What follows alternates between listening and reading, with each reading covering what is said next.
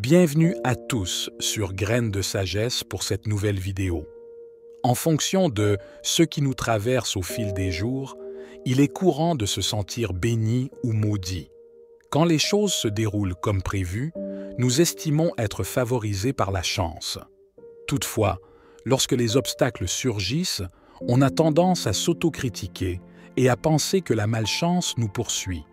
Nos constantes auto-évaluations face aux aléas de la vie peuvent souvent entraver la tranquillité d'esprit que l'on pourrait éprouver à l'instant présent.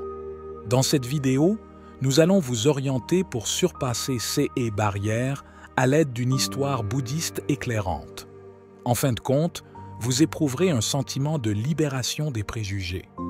Avant de commencer, si vous souhaitez nous soutenir, abonnez-vous à Graines de Sagesse et activez les notifications. À l'époque de Laozi en Chine, un ancien habitait un hameau paisible. Sa modeste condition était manifeste, mais sa possession d'un splendide cheval albinos suscitait l'envie, même des monarques. Un souverain vint à lui, proposant une somme conséquente pour cette monture exceptionnelle. Néanmoins, l'homme, avec détermination, exprima que ce cheval n'était pas qu'un simple bien pour lui, mais un être cher. Comment pourrait-il se séparer de lui?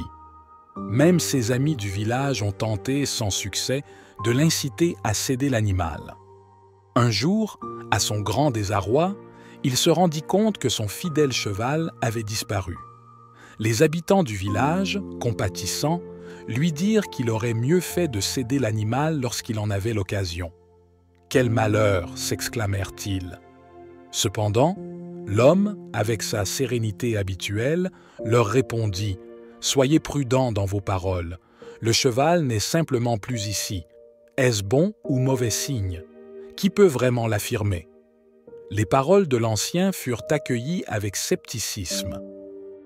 Mais, contre toute attente, le cheval revint quelques jours après, accompagné de 12 superbes étalons sauvages. Face à ce retournement, les villageois, stupéfaits, proclamèrent « Quelle aubaine incroyable !» Pourtant, le sage homme, avec son calme coutumier, répliqua « Ne vous précipitez pas dans vos conclusions. Mentionnez seulement que le cheval est revenu avec 12 compères. Mais est-ce un signe de chance ou de malchance? Qui sommes-nous pour juger ?» Peu après, le fils unique de cet homme entreprit de dompter ses chevaux sauvages. Malheureusement, lors d'une séance, il chuta et se fractura les jambes. Les villageois se rassemblèrent à nouveau, déplorant la tragédie. Mais après tout, qui peut vraiment déterminer ce qui est chanceux ou malchanceux? L'ancien, toujours aussi serein, répondit « Ne tirez pas de conclusions hâtives. Dites simplement que mon fils s'est blessé aux jambes. Est-ce un signe de malchance ou de chance?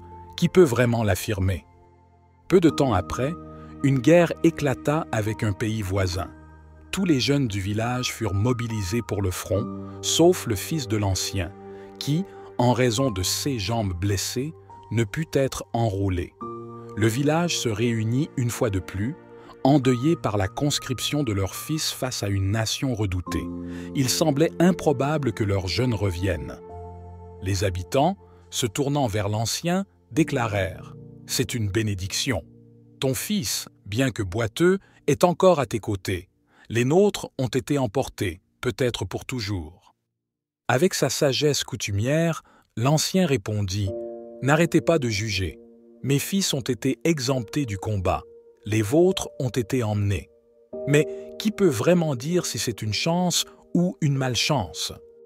Si nous examinons nos propres vies, nous essayons souvent de guider notre destin, estimant ce qui serait bénéfique ou préjudiciable. Quand tout se passe comme prévu, nous sommes satisfaits. Mais lorsque les situations ne correspondent pas à nos attentes, la déception nous envahit. Nous sommes si prompts à évaluer et à catégoriser chaque situation comme positive ou négative. Pourtant, on ne peut jamais vraiment prédire les conséquences à long terme d'un événement. Comme l'illustre cette histoire bouddhiste, ce qui semble positif aujourd'hui peut causer des ennuis demain.